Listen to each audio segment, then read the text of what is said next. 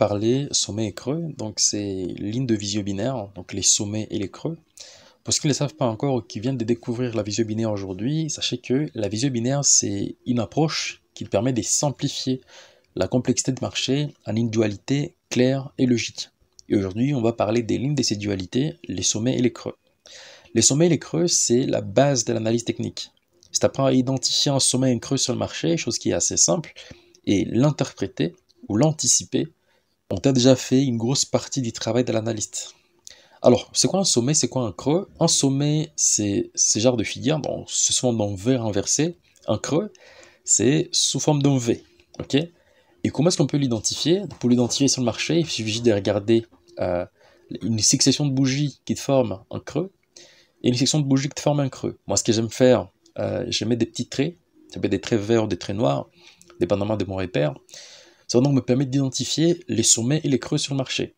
Du coup, une fois que je les identifie, je dessine tous mes sommets et tous mes creux sur le marché, ils vont me donner des informations clés sur le marché. Donc, même chose, hein, par exemple ici, sur ces graphiques, regardez qu'à chaque fois que vous êtes devant un graphe, vous avez des sommets et des creux, parce que le marché, quand elle monte pas en ligne droite, quand elle ne baisse pas en ligne droite.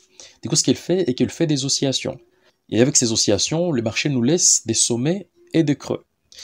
Ces sommets et des creux nous donnent des informations clés importantes. Et la première information, c'est la tendance. Les sommets et les creux nous permettent d'identifier la tendance. C'est Charles Edo qui a commencé à regarder ce phénomène. Il a dit que lorsqu'on a des sommets et des creux, donc il faut déjà identifier sur ton graphique tous les sommets et tous les creux, tu vas donc observer ces sommets et ces creux. Si ces sommets et ces creux tendent à la hausse, tu as une tendance haussière. Si ces sommets et ces creux tendent à la baisse, tu as une tendance baissière.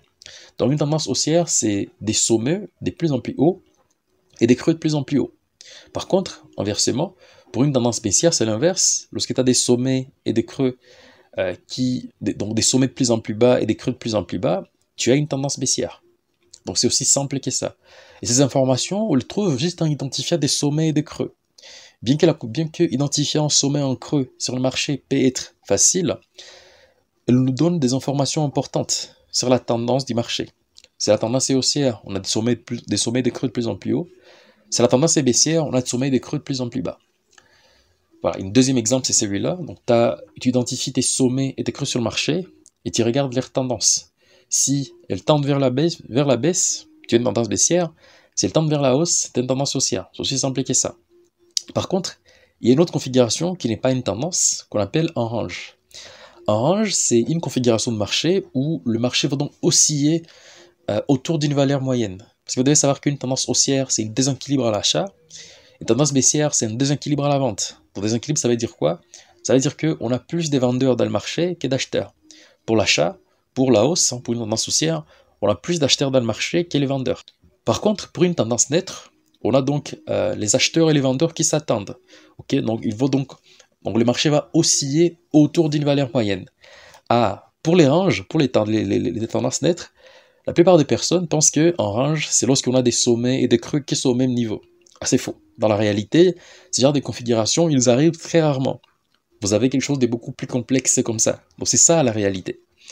Mais donc on a une valeur moyenne, donc le marché va osciller autour d'une valeur moyenne, et vous allez avoir des sommets et des creux qu'une part et nulle part. Donc vous allez avoir des oscillations autour d'une certaine valeur moyenne. Pour moi, ma définition d'un range, c'est lorsque le marché oscille autour d'une valeur moyenne, et pas qu'on a des sommets et des creux au même niveau. Ce genre de configuration, ça arrive rarement.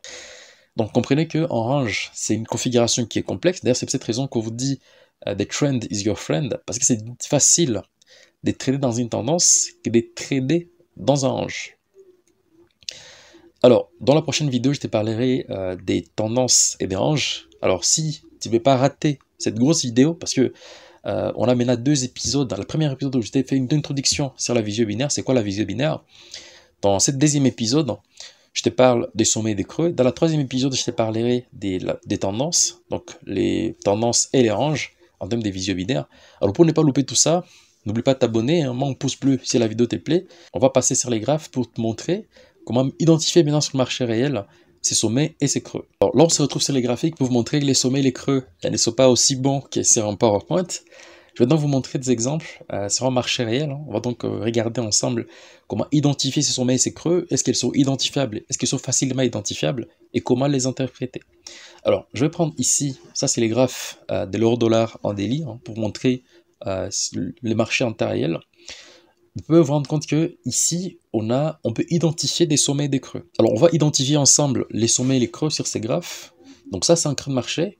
C'est assez simple, c'est comme un petit V. Hein. Tiens, un petit V ici. Donc le marché baisse comme ça, puis on monte. Bon, c'était sous forme d'un petit V. Et là, on a un V renversé. Donc ça, c'est ce qu'on appelle un sommet de marché. Je pense que c'est pas difficile à identifier. Ici, on a un sommet. Là, on a un creux. Là, on a un sommet. Là, on a un creux. Alors, vous allez me dire, bah tiens, il y a des petits sommets ici et des petits creux là. Hein, on a un petit sommet ici, un autre petit creux. Alors, voici mon astuce clé pour identifier les bons sommets de marché et les creux de marché, les sommets, les creux qui sont pertinents. Pour moi, je fais ça. Je prends une ligne et je la trace comme ça. Voilà. Avec cette ligne, tout ce qui va se passer, tous les sommets, les creux que je vais identifier en tout ça, ce ne sont pas des sommets, des creux pertinents.